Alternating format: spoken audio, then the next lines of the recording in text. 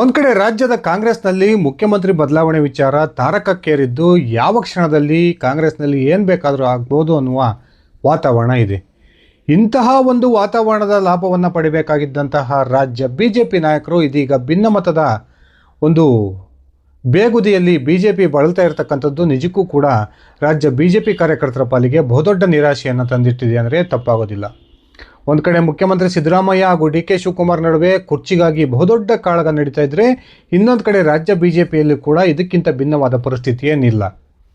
ರಾಜ್ಯಾಧ್ಯಕ್ಷ BY ವಿಜಯೇಂದ್ರ ಅವರನ್ನು ರಾಜ್ಯಾಧ್ಯಕ್ಷ ಸ್ಥಾನದಿಂದ ಕೆಳಗಿಳಿಸಿ ಆ ಒಂದು ಜಾಗಕ್ಕೆ ಪಕ್ಷದ ಬೇರೊಬ್ಬ ನಾಯಕಿಗೆ ಅವಕಾಶವನ್ನು ಮಾಡಿಕೊಡ್ಬೇಕು ಅನ್ನುವ ಬೇಡಿಕೆಯನ್ನು ಹೊತ್ತು ಇದೀಗ BJPಯ ಭಿನ್ನಮತೀಯ ಚಟುವಟಿಕೆಗಳಲ್ಲಿ ಗುರುತಿಸಿಕೊಂಡಿರ್ತಕ್ಕಂಥ ಅರವಿಂದ್ ಲಿಂಬಾವಳಿ, ರಮೇಶ್ ಜಾರಕಿಹೊಳಿ, ಕುಮಾರ್ ಬಂಗಾರಪ್ಪ, BP ಹರೀಶ್ ಈ ರೀತಿಯ ನಾಯಕರು ದೆಹಲಿಗೆ ಹೋಗಿ ಸುಮಾರು 4-5 ದಿನಗಳ ಕಾಲ ದೆಹಲಿಯಲ್ಲೇ ಮುಕ್ಕಾಂ ಹೂಡಿರ್ತಕ್ಕಂಥದ್ದು. ಈ ಒಂದು ಭಿನ್ನಮತೀಯ ನಾಯಕರ ದೆಹಲಿಯ ಮುಕ್ಕಾಂನ ಬೆನ್ನ ಹಿಂದೆ BS ಯಡಿಯೂರಪ್ಪನವರು ಕೂಡ ದೆಹಲಿಯ ಪ್ರವಾಸವನ್ನು ಕೈಗೊಂಡಿರ್ತಕ್ಕಂಥದ್ದು ರಾಜ್ಯ BJPಯಲ್ಲಿ ಒಂದು ರೀತಿಯ ತಳಮಳಕ್ಕೆ ಕಾರಣ ಆಗಿದೆ.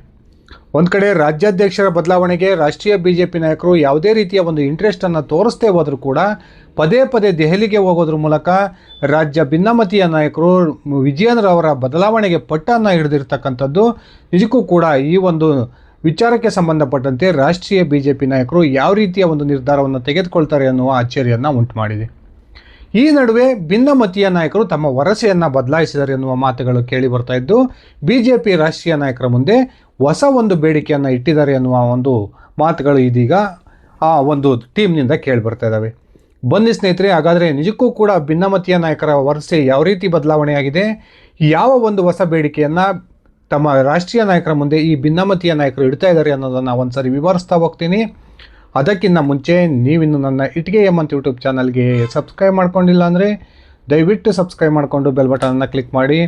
ನಾನು ಕೊಡ್ತಕ್ಕಂಥ ಮಾಹಿತಿ ನಿಮಗೆ ಇಷ್ಟ ಆಗಿದ್ದರೆ ಈ ವಿಡಿಯೋಗೆ ಲೈಕ್ ಮಾಡಿ, ಶೇರ್ ಮಾಡಿ, ಕಮೆಂಟ್ ಮಾಡಿ. ಸ್ನೇಹಿತರೆ, ಈಗಾಗಲೇ BY ವಿಜಯೇಂದ್ರ ರಾಜ್ಯದ BJP ಅಧ್ಯಕ್ಷರಾಗಿ ಅಧಿಕಾರ ವಹಿಸಿಕೊಂಡು 2 ವರ್ಷದ ಅವಧಿ ಸಂಪೂರ್ಣಗೊಂಡಿದೆ.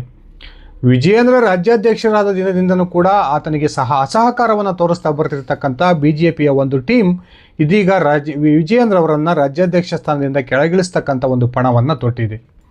ಆ ಕಾರಣಕ್ಕೆ BJP ರಾಷ್ಟ್ರೀಯ ನಾಯಕರನ್ನು ಭೇಟಿ ಮಾಡಬೇಕು, ಆ ಮೂಲಕ BJPಯ ರಾಷ್ಟ್ರೀಯ ನಾಯಕರ ಮೇಲೆ ಒತ್ತಡವನ್ನು ಹೇರಬೇಕು ಅನ್ನೋ ಒಂದು ಗುರಿಯನ್ನಿಟ್ಕೊಂಡು ದೆಹಲಿಯ ಪ್ರವಾಸವನ್ನು ಕೈಗೊಂಡಿದ್ದಂತಹ BJPಯ ಭಿನ್ನಮತೀಯ ನಾಯಕರನ್ನು ಭೇಟಿಯಾಗೋದಕ್ಕೆ BJPಯ ರಾಷ್ಟ್ರೀಯ ನಾಯಕರು ಅವಕಾಶವನ್ನು ಮಾಡಿಕೊಡದೇ ಇರತಕ್ಕಂಥದ್ದು ರಾಜ್ಯ BJPಯಲ್ಲಿ ನಡೀತಿರ್ತಕ್ಕಂಥ ಒಂದು ಹೊಸ ಬೆಳವಣಿಗೆ ಅಂದರೆ ತಪ್ಪಾಗೋದಿಲ್ಲ. ಸುಮಾರು 4-5 ದಿನಗಳ ಕಾಲ ದೆಹಲಿಯಲ್ಲಿಯೇ ಮುಖ ಮೂಡಿದರೂ ಕೂಡ BJPಯ ರಾಷ್ಟ್ರ ಮಟ್ಟದ ಯಾವೊಬ್ಬ ಪ್ರಮುಖ ನಾಯಕನೂ ಕೂಡ ಈ BJPಯ ಭಿನ್ನಮತೀಯ ನಾಯಕರನ್ನು ಭೇಟಿಯಾಗದೇ ಇರತಕ್ಕಂಥದ್ದು ನಿಜಕ್ಕೂ ಕೂಡ ಕುತೂಹಲಕ್ಕೆ ಕಾರಣ ಆಗಿದೆ. ಒಂದು ಕಡೆ ಬಹುತೇಕ ವಿಜಯೇಂದ್ರ ಅವರೇ ಮತ್ತೆ ರಾಜ್ಯಾಧ್ಯಕ್ಷರಾಗಿ ನೇಮಕ ಆಗ್ತಾರೆ ಅನ್ನುವ ಮಾತುಗಳು ಕೇಳಿ ಬರ್ತಾ ಇದ್ದಾವೆ. ವಿಜಯೇಂದ್ರ ಅವರ ವಿರುದ್ಧ ಏನೆಲ್ಲ ಆಪಾದನೆಗಳು ಈ ಹಿಂದೆ ಕೇಳಿ ಬರ್ತಿದ್ವು, ಆ ಆಪಾದನೆಗಳನ್ನು ತೊಡೆದುಕೊಳ್ಳೋದಕ್ಕೆ ವಿಜಯೇಂದ್ರ ಹೊಸ ಹೆಜ್ಜೆಯನ್ನು ಇಟ್ಟಿದ್ದಾರೆ.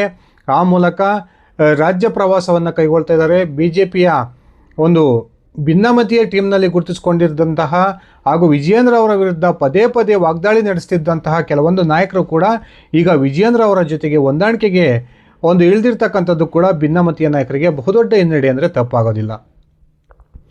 ಒಂದು ಕಡೆ ಚಿಕ್ಕಬಳ್ಳಾಪುರದ ಸಂಸದ ಸುಧಾಕರ್ ಇರ್ಬೋದು, ಮುರುಗೇಶ್ ನಿರಾಣಿ ಅವರು ಇರ್ಬೋದು, ಇಲ್ಲಿವರೆಗೂ ಕೂಡ ಭಿನ್ನಮತೀಯ ಚಟುವಟಿಕೆಯಲ್ಲಿ ಪ್ರಮುಖ ಪಾತ್ರವನ್ನು ವಹಿಸ್ತಾ ಇದ್ದಂತಹ ಪ್ರತಾಪ್ ಸಿಂಹ ಕೂಡ ಈಗಾಗಲೇ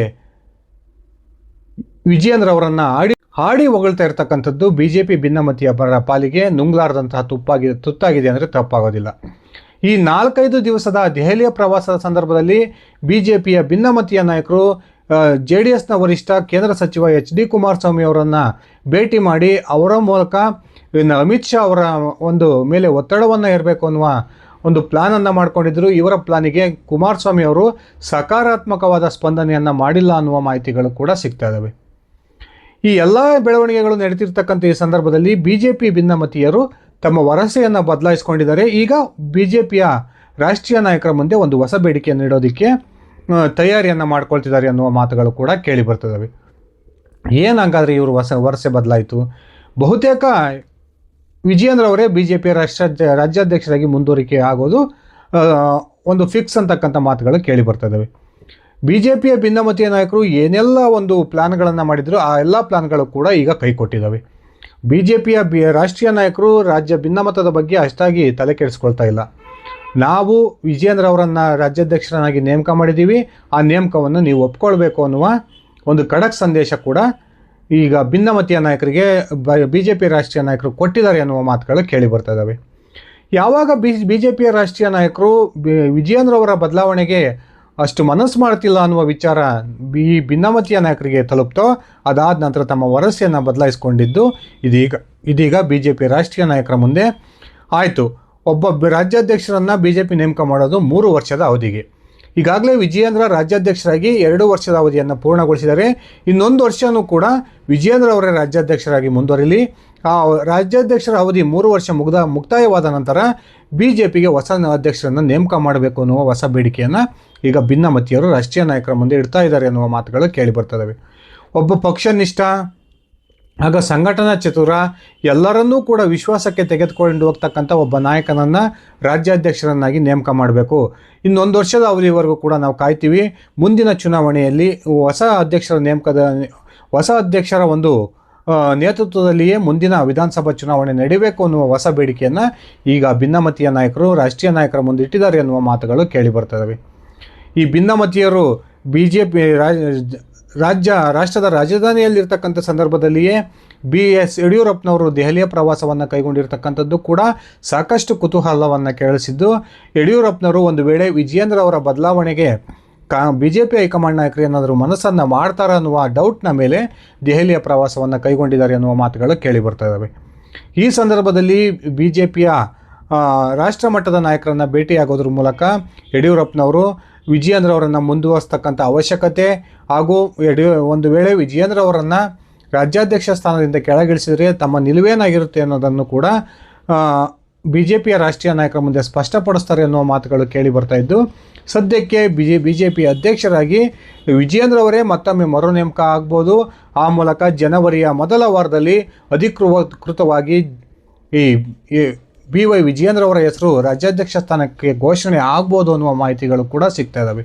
ಈ ಸಂದರ್ಭದಲ್ಲಿ BJPಯ ಭಿನ್ನಮತೀಯ ನಾಯಕರು, ಅದರಲ್ಲೂ ಕೂಡ ರಮೇಶ್ ಜಾರಕಿಹೊಳಿ ಹಾಗೂ ಅರವಿಂದ್ ಲಿಂಬಾವಳಿ, ಕುಮಾರ್ ಬಂಗಾರಪ್ಪ ಇವರು ಏನು ಇತ್ತೀಚೆಗೆ BJPಯಿಂದ ಉಚ್ಚಾಟನೆಗೊಂಡಿದ್ದಂಥ ಯತ್ನಾಳ್ ಅವರನ್ನು ಪಕ್ಷಕ್ಕೆ ಮರು ಸೇರ್ಪಡೆ ಮಾಡಿಕೊಳ್ಬೇಕು ಅನ್ನುವ ಒಂದು ಪ್ರಯತ್ನವನ್ನು ಮಾಡ್ತಾಯಿದ್ರು. ಆ ಪ್ರಯತ್ನಕ್ಕೂ ಕೂಡ ಹಿನ್ನಡೆಯಾಗಿದೆ. ಸದ್ಯಕ್ಕೆ BJPಯ ರಾಷ್ಟ್ರೀಯ ನಾಯಕರು ಯತ್ನಾಳ್ ಅವರನ್ನು BJPಗೆ ಮರು ಸೇರ್ಪಡೆ ಮಾಡ್ಕೊಳ್ಳೋದಕ್ಕೆ ಯಾವುದೇ ಒಂದು ಇಂಟ್ರೆಸ್ಟನ್ನು ಕೂಡ ತೋರಿಸ್ತಾ ಇಲ್ಲ ಅನ್ನುವ ಮಾಹಿತಿಗಳು ಸಿಗ್ತಾ ಇದ್ದಾವೆ. ಈ ಸಂದರ್ಭದಲ್ಲಿ ತಮ್ಮ ನಿಲುವನ್ನು ಬದಲಾಯಿಸಿಕೊಂಡಿರ್ತಕ್ಕಂಥ ಭಿನ್ನಮತೀಯ ನಾಯಕರ ಈ ಒಂದು ಹೊಸ ಬೇಡಿಕೆಗೆ ನಿಜಕ್ಕೂ ರಾಷ್ಟ್ರೀಯ ನಾಯಕರು ಬೆಲೆ ಕೊಡ್ತಾರಾ? ಆ ಮೂಲಕ 3 ವರ್ಷದ ಅವಧಿಯ ನಂತರ BY ವಿಜಯೇಂದ್ರ ಅವರನ್ನು ರಾಜ್ಯಾಧ್ಯಕ್ಷ ಸ್ಥಾನದಿಂದ ಕೆಳಗಿಳಿಸಿ ಆ ಸ್ಥಾನಕ್ಕೆ ಬೇರೊಬ್ಬ ನಾಯಕನನ್ನು ನೇಮಕ ಮಾಡ್ತಾರ ಅನ್ನುವ ಪ್ರಶ್ನೆಗಳು ಕೂಡ ಹುಟ್ಕೊಂಡಿದ್ದಾವೆ. ಕಾದು ನೋಡೋಣ ಸ್ನೇಹಿತರೆ, ನಿಜಕ್ಕೂ BJP ರಾಷ್ಟ್ರೀಯ ನಾಯಕರು ಯಾವ ಒಂದು ನಿರ್ಧಾರವನ್ನು ತೆಗೆದುಕೊಳ್ತಾರೆ ಅಥವಾ ವಿಜಯೇಂದ್ರ ಅವರನ್ನೇ ರಾಜ್ಯಾಧ್ಯಕ್ಷರಾಗಿ ಮುಂದುವರಿಸ್ತಾರಾ? ಈ ಒಂದು ವಿಚಾರವನ್ನು ಕುರಿತು ನಿಮ್ಮ ವೈಯಕ್ತಿಕ ಅಭಿಪ್ರಾಯವನ್ನು ಕಮೆಂಟ್ ಮಾಡಿ. ಧನ್ಯವಾದಗಳು ಸ್ನೇಹಿತರೆ, ಶುಭ ದಿನ.